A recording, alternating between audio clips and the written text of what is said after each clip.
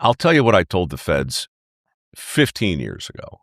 I started MicroWorks 18 years ago on Labor Day. I went to Congress 15 years ago and said, look, guys, I'm not an expert, but Obama had just announced 3 million shovel-ready jobs. So this was in 2009. And you can find this online. I wrote an open letter to President Obama, and I said, look, I love the idea that, you're going to create 3 million shovel-ready jobs. But from what I've seen, it's going to be a hard sell to a country that's not currently super excited about picking up a shovel.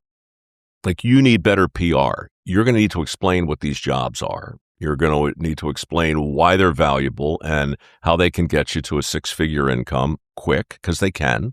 But you're going to have to sell that. You got to sell the jobs. You can't just create them and wait for them to be filled. And around the same time, I went to Congress to say, look, I don't think the ultimate solution to the skills gap is going to be .gov, but I don't think there's going to be a solution without it. So there's so many things you guys can do to reinvigorate the trades. And to the extent that my foundation can help, I'm at your disposal. It's funny, no one disagreed with me. I got calls from both sides of the aisle going, hey, man, yeah, we dig what you're screaming, let's stay in touch, whatever. 2 years later, I went back to the Senate, same basic pitch. Didn't go anywhere. Last week, I was in the Pentagon. It took 15 years, but they got back to me with an answer to your question, which was basically, here's what the government can do. They've launched their own site called buildfreedom.us. It has like 400,000 open positions there, many of which are AI-proof, six-figure jobs. They gave me $10 million from my foundation, and I had a bunch of money saved up over the years. So we have millions of dollars earmarked for men and women who specifically want to learn a skill that's in demand. And the government is throwing gas on that fire and saying, as you look at all the opportunities in the skilled trades all over the country, don't forget about the ones in the DIB, the Defense Industrial Base, because I got news for you, man.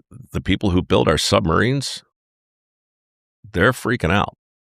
They need 400,000 welders in the next 7-8 years. They have no idea where to get them. Should we be concerned about competing with other countries like China? Yeah. China built 1,000 ships last year. We built 3. And why is that? Is that a work ethic thing? Is that a cultural thing that maybe those skills are more appreciated over there? Or is it just like a red tape policy issue? I think that is a government question, because shipbuilding is its own very specific thing. And those contracts can go to any number of places for a lot of reasons.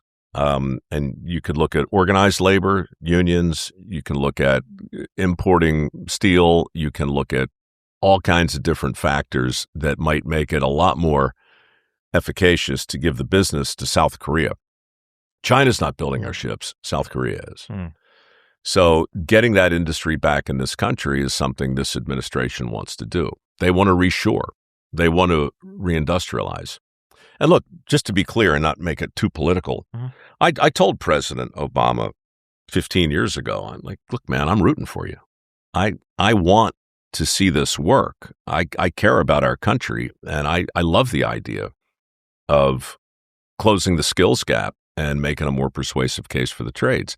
7 months ago, I was with this president in Pittsburgh for this energy conference, along with 35 CEOs who basically run the country right now. I was literally in the room when those CEOs pledged $92 billion to Pennsylvania alone to build out data centers primarily in the next few years. And when it was my turn to talk, I said the same thing. I'm like, I'm rooting for this president. I want to see manufacturing reinvigorated. I want to see all this work brought back. But, and this is where I don't know if I'll be invited back, but I said, you're going to create 2 million jobs in manufacturing. What about the 480,000 jobs in manufacturing right now that we can't fill? What about that? What about the fact that for every 5 tradespeople who retire, 2 replace them? It's been that way for 12 years. 5 out, 2 in. I don't have to be an economist to tell you that that's not sustainable. So it seems like those are really good jobs to get into. Like, what was it? It was like home inspectors and home appraisers. They're all aging out and no one's replacing them. Yep. Yeah. Look, again, the guys who built my house, there were 7 people in the crew. The youngest one was 50. And that was 11 years ago. So, every general contractor I know, and I know a bunch of them, are agonizing over workforce. I mean, not to overstate it, but I mean, there is not a week that goes by that I don't hear from the leader of some consequential industry or company who is freaking out in the exact same way. I mean, BlackRock, Wells Fargo, Ford, Jim Farley's talking about building automotive repair facilities like within his own company. Lowe's has committed $250 million to workforce training. Home Depot's right behind him at $100 million. BlackRock's like at $150 million. This is how crazy it's gotten. America's Workforce Academy is a 5-week pre-apprenticeship program on steroids, right? This is how desperate Meta is for skilled workers. They will pay you to go through the course. Could be fiber optic, could be basic electric, all the construction trades. They'll pay you, cover all your expenses, plane travel, food, everything. Plus, they'll pay you. And at the end of 5 weeks, they'll guarantee you a job. Guaranteed. And if you decide, I don't want to work for Meta, or I don't want to work on that project, you can leave with your certifications. So I think what's coming is a completely new way to think about vocational training. I think it's going to be like a Manhattan Project type thing. It's going to just change the way we think about certifications, requirements, training, and money. Based on that, I'm curious, what do you think we have too much of in terms of jobs or employees that are getting into an industry? I wouldn't second guess the market. It seems like everyone wanted to be a software engineer, and that was 7 years ago when that became very popular. Now we have a glut of software engineers, and AI seems to be taking quite a bit away from that.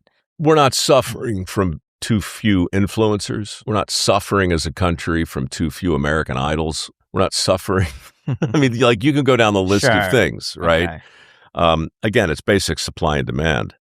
Sorry to beat a dead horse. And with respect to Marco Rubio, who I think is doing a terrific job, but 10 years ago, there was a moment on the debate stage. As remember, there were 17 candidates in the GOP. I mean, 17. And he was up there.